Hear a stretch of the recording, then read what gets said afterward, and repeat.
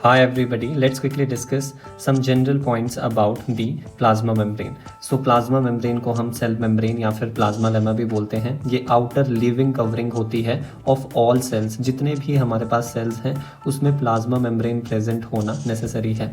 ये cell wall की तरह नहीं है, जैसे हमने सेल वॉल देखा था कि सेल वॉल किन ऑर्गेनिज्म में प्रेजेंट नहीं होती, एनिमल सेल में प्रेजेंट नहीं होती एंड प्रोटोजोन्स में प्रेजेंट नहीं होती, स्लाइम मोल्ड्स एंड यूग्लिनॉइड्स में सेल वॉल प्रेजेंट नहीं होती, but the presence of plasma membrane is inevitable.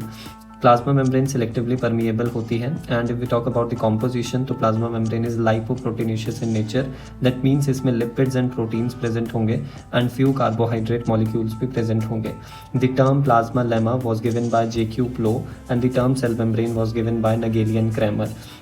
Plasma lemma का हम याद रख सकते हैं प्लो से एंड सेल मेम्ब्रेन को हम याद रखेंगे क्रैमर से। अब what is the meaning of impermeable, freely permeable and semi permeable और selectively permeable. Impermeable as the name suggest कि कोई भी सब्सटेंस का ट्रांसपोर्ट अलाउ नहीं होगा। ये इसका एग्जांपल आता है हमारे पास सुपेराइज्ड सेल्स और लिग्निफाइड सेल्स जो कि हमारे पास प्लांट्स में मिलते हैं। फ्रीली परमिएबल का मतलब है फ्री है, यानी ऑल टाइप्स ऑफ सब्सटेंस का ट्रांसपोर्ट हो सकता है, यानी फ्री ट्रांसपोर्ट हो सकता है। दैट इज उसमें सेल वॉल आता है। सेमी परमिएबल और सिलेक्टिवली परमिएबल हम किसको बोल रहे हैं? प्लाज्मा मेम्ब्रेन को बोल रहे हैं, यानी वो सिलेक्टिव मॉलिक्यूल्स का ट्रांसपोर्ट करवाएगी।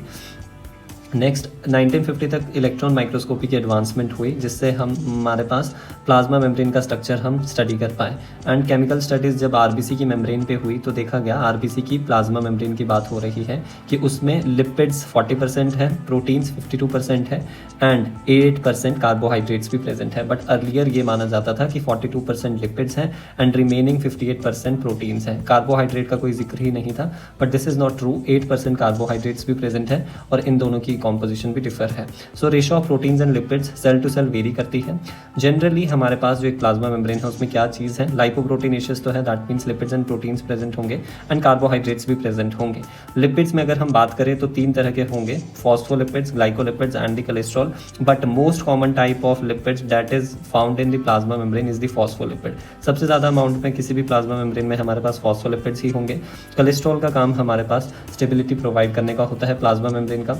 सो ये हम जनरल स्ट्रक्चर देख सकते हैं। ये प्लाज्मा मेम्ब्रेन का जनरल स्ट्रक्चर है जिसमें लिपिड बाइलेयर है, यानी यहाँ पर क्या बताया है कि फॉस्फोलिपिड प्रेजेंट है जिनकी 2 लेयर्स प्रेजेंट है।